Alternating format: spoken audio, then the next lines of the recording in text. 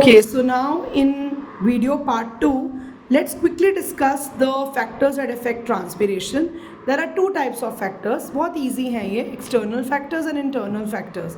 External factors are sunlight. During the day, stomata are open ताकि CO2 अंदर आता रहे. So at रात के टाइम पे stomatal pores close हो जाते हैं. Therefore, more transpiration occurs during the day. When it is cloudy during the day, stomata are partially closed और transpiration भी कम हो जाती है. तो यानी sunlight का फ़र्क पड़ता है, दिन के टाइम में ज़्यादा transpiration, रात के टाइम में कम. Temperature, if outside temperature is higher, there is more evaporation from the leaves. So इसकी वजह से जो transpiration का rate है वो भी increase हो जाता है. Velocity of wind. Transpiration increases with the velocity of wind.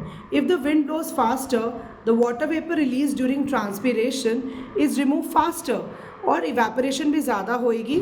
The area outside the leaf does not get saturated with water vapor. Next is humidity.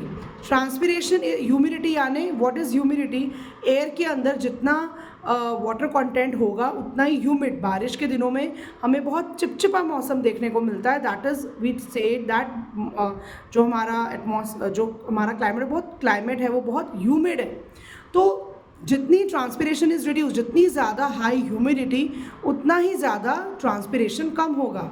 High humidity in the air reduces the rate of outward diffusion of internal water vapor across stomata. बाहर already air में water content ज़्यादा है तो और water content वो plants के through अपने अंदर नहीं ले सकता. तो ज़्यादा ह्यूमिडिटी की वजह से ट्रांसपिरेशन रिड्यूस हो जाती है. Carbon dioxide, increase in CO2 level in the outside air causes stomatal closure and results in the decrease. Carbon dioxide का लेवल अगर बाहर बढ़ जाएगा तो ट्रांसपिरेशन भी उतनी ज़्यादा कम होगी. इसीलिए ग्लोबल वार्मिंग, कार्बन डाइऑक्साइड के बढ़ने की वजह से ग्लोबल वार्मिंग होती है. Atmospheric pressure, rate of transpiration increases with decrease in atmospheric pressure. So atmospheric pressure अगर कम है तो रेट ऑफ मतलब ये humidity, carbon dioxide and atmospheric pressure ये इन्वर्सली प्रोपोर्शनल है. मतलब एक फैक्टर बढ़ेगा दूसरा फैक्टर डिक्रीज होगा.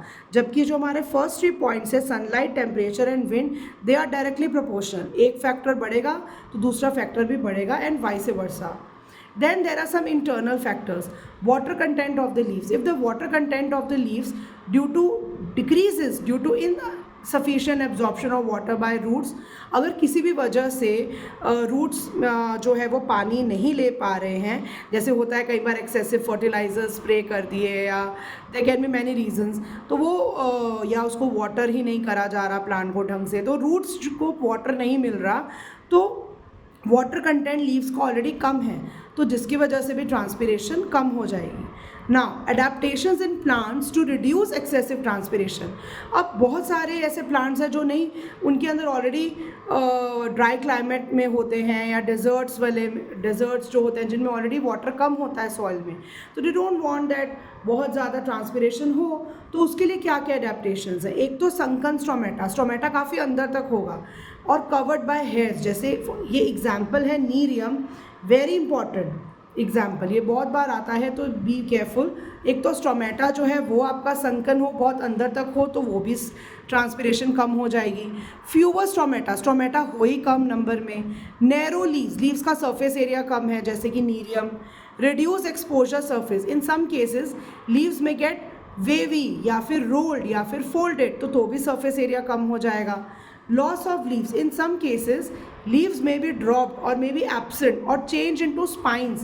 तो कैक्टस में हम देखते हैं कि स्पाइंस होते हैं, स्पाइंस की वजह से जो ट्रांसपिरेशन है वो कम होता है.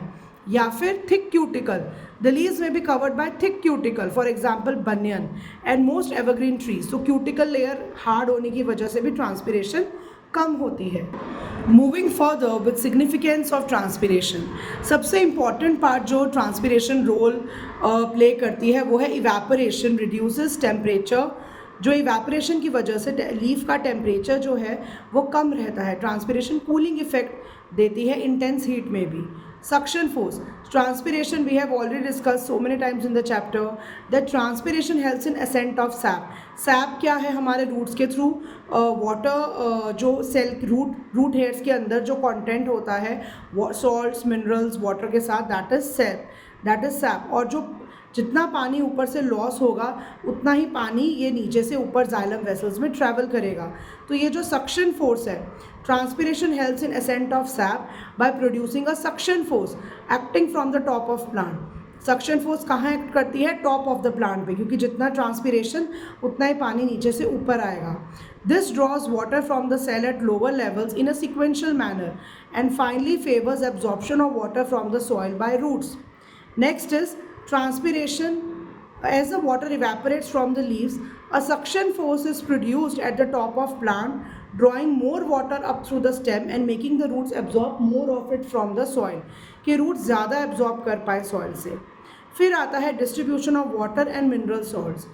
Since leaves are present at the tips of all the branches and twigs, transpiration from their surfaces tends to draw water towards them, and thus क्योंकि लीव्स हर जगह प्रेजेंट होते हैं तो ट्रांसपिरेशन हर जगह से हो रही होती है, तो पानी भी हर पार्ट को मतलब इक्वली डिस्ट्रीब्यूट हो जाता है वो प्लांट के हर पार्ट पे। Transpiration affects climate. Yes, transpiration affects the climate. A full grown single sunflower plant is estimated to lose about a half a liter of water per day in the form of water vapor. A single maize plant loses 2 liters of water per day. And a large apple tree may lose 30 liters of water per day. तो इस figure से ही हमें पता चल जाता है कि plant huge amount of water release करते हैं एटमॉस्फेयर में, और दस transpiration increases the moisture in the atmosphere, और उसी की वजह से रेन्स आती हैं। Forest contribute in bringing rain because transpiration is a secret. Then there is a differentiate between evaporation and transpiration. Loss of water from the surface is called transpiration, and loss of water in the form of vapor from the aerial parts of plant is called transpiration. It is a physical change controlled by temperature and humidity. It is a vital and बहुत important है और partly physical process है, और internal और external factors दोनों ही control करते हैं transpiration को। ये fast process है evaporation, और ये एक slower process है comparatively. After that, next topic is guttation and bleeding. Very important chapter, very important part of the chapter. Some plants may lose water or other fluids along with dissolved substances directly in the liquid form and not as a water vapor. कुछ plants ऐसे हैं जो water vapour के form में नहीं बल्कि liquid के form में, जैसे आप यहाँ पर देख पा रहे हो एक लीफ के साइड्स पे, टर्मिनल्स पे आपको कुछ ड्रॉपलेट्स ऑफ वाटर दिख रहे हैं। इसको हम बोलते हैं exudation. To exude means to ooze out or to sweat out, and the fluid given out is called exudate. It occurs in two ways. एक है guttation. The leaves of certain plants exhibit droplets of water along their margins. ये जैसे morning में हमें से उसके margins पे water देखने को मिलता है। This particularly happens in plants growing in बहुत ही वार्म और ह्यूमिड कंडीशन में जो प्लांट्स ग्रो होते हैं, तो ह्यूमिड एनवायरनमेंट की वजह से ट्रांसपिरेशन रुक जाती है ना, कम हो जाती है, लेकिन रूट्स तो पानी एब्जॉर्ब कर रहे हैं, तो उसकी वजह से क्या बिल्डअप होता है? Very important term, hydrostatic pressure जो है वो बिल्डअप होता है। This is the main reason, क्योंकि बाहर एटमॉस्फेयर में इतना जा नहीं रहा है बट रूट्स तो काफ़ी सारा पानी ले रहे हैं, तो एक हाइड्रोस्टैटिक प्रेशर क्रिएट होता है, और जिसकी वजह से एक्सेस वाटर डायरेक्टली जो हमारी ये वेन्स आपको दिख रही हैं यहाँ पर लीव्स के अंदर जो वेन्स होती हैं उससे बाहर टर्मिनल्स पे इकट्ठा हो जाता है, जिसको हम बोलते हैं hydathodes. Special pore bearing structures called hydathodes are present on the margins of the leaf, जिसके थ्रू एक्सुडेशन होती है। Guttation can be observed in many plants, banana, nasturtium and strawberry. तो ये जो एग्जाम्पल्स आपको चैप्टर्स में दिए होते हैं, always be very cautious with this, इनको ज़रूर से याद रखा करो। This will be very helpful कि कौन सा प्रोसेस किन चीज़ों में शो होता है। Next process is bleeding. This happen due to injury. जैसे when we get injured blood ooze out होता है, वैसे ही प्लांट सैप जो होता है, सेल सैप होता है, escapes from the ruptured or the cut surface of the plant. The root pressure generated by plant, उसकी वजह से bleeding होती है, मतलब कुछ watery content जो है वो बाहर की तरफ आ जाता है। And then there is a differentiate between guttation and bleeding. It occurs from the edges of leaves by hydathodes, और bleeding वो किसी भी part of plant से हो जाएगी। Exudate में mainly water होता है with some dissolved mineral salts, और ब्लीडिंग के अंदर generally plant SAP and sugars होते हैं। सो ये आपका बहुत इंपॉर्टेंट पॉइंट ऑफ डिफरेंस है। डिफरेंस में ये पॉइंट नहीं भूलना। It occurs during early mornings और लेट नाइट्स, और ये किसी भी टाइम पे हो सकता है। ये कुछ ही प्लांट्स में होता है और ये हर टाइप के प्लांट में हो सकता है।